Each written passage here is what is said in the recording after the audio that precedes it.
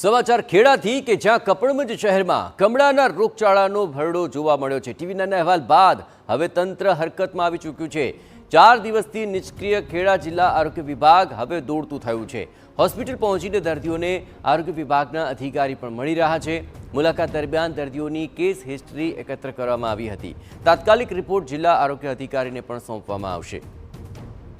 ખેડાનું આ કપડવંજ શહેર કમળાના રોગચાળાના ભરડામાં સપડાઈ ચૂક્યું છે। શહેરમાં 4 જ દિવસમાં કમળાના 35 જેટલા કેસ નોંધાયા। સૌથી વધુ મોતીપુરા, મીઠીકુઈ, ઘાંચીબારીમાં આ કમળાએ ભરડો લીધો છે, તો સૈયદવાડા, કસ્બા, કુરેશી મહોલ્લામાં પણ ચિંતાજનક આંકડાઓ સામે આવી રહ્યા છે। આરોપ છે કે દૂષિત પાણીના લીધે આ રોગચાળો વકર્યો છે અને તંત્રને વારંવાર રજૂઆત કરવા છતાં કામગીરી નથી કરાતી તેવી ફરિયાદ ઉઠી છે।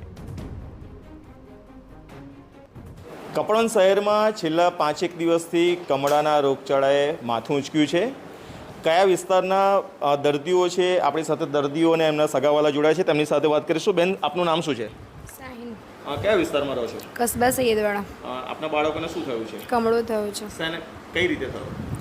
બસ આ કશું ખાતા પીતાના રેન્ડમાં મને એવું લાગ્યું કે બીમાર છે, તો હું અહીંયા લાવી, તો અહીંયા તો રિપોર્ટ કરાયો તો કમળો જ આવ્યો 2 છોકરાઓને। અચ્છા, તમારે તે જે પાણી આવે છે પાલિકા બહુ જ ખરાબ આવ્યું છે આજે તો।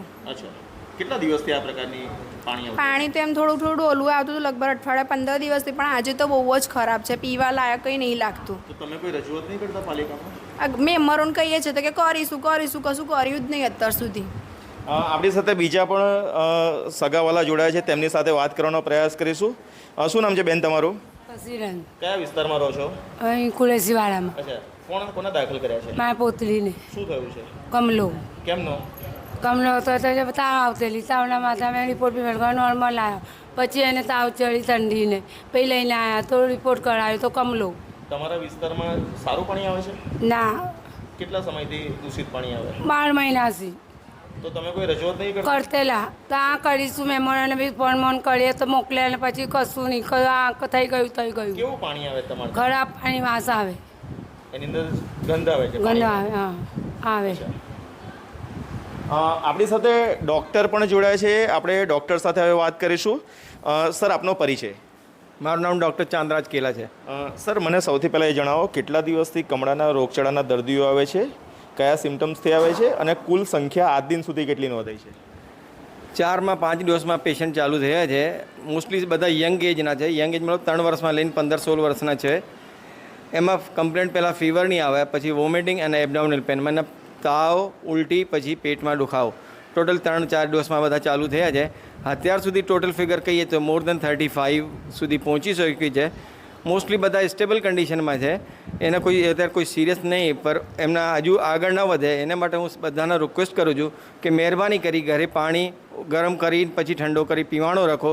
એના માટે કહ્યું જાય કે હાઇજીન મેયર્સ, શાકભાજી બી બજારમાં જો લાવો એના બી ગરમ કરી ઉબાડી પાણીમાં પછી જ વાપરવાનું ચાલુ રાખો।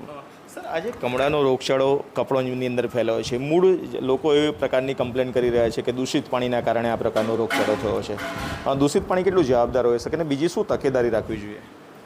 હા, એમાં તો આ સિઝન છે, રેની સિઝન આપણે કહીએ। રેની સિઝનમાં જ્યારે વધારે છે તો મોસ્ટલી કોમન કાઝ તો એ જ હોય છે કે વોટર બોર્ન હોય છે। જ્યારે બી સેવરેજનું પાણી આપણે પીવાની નાળીને પાણીમાં મિક્સ થઈ જાય છે તો આ થવાના ચાન્સીસ વધારે છે। એટલે જ કહું છું કે બોઇલિંગ વોટર જ યુઝ કરવાનું ઘરોમાં।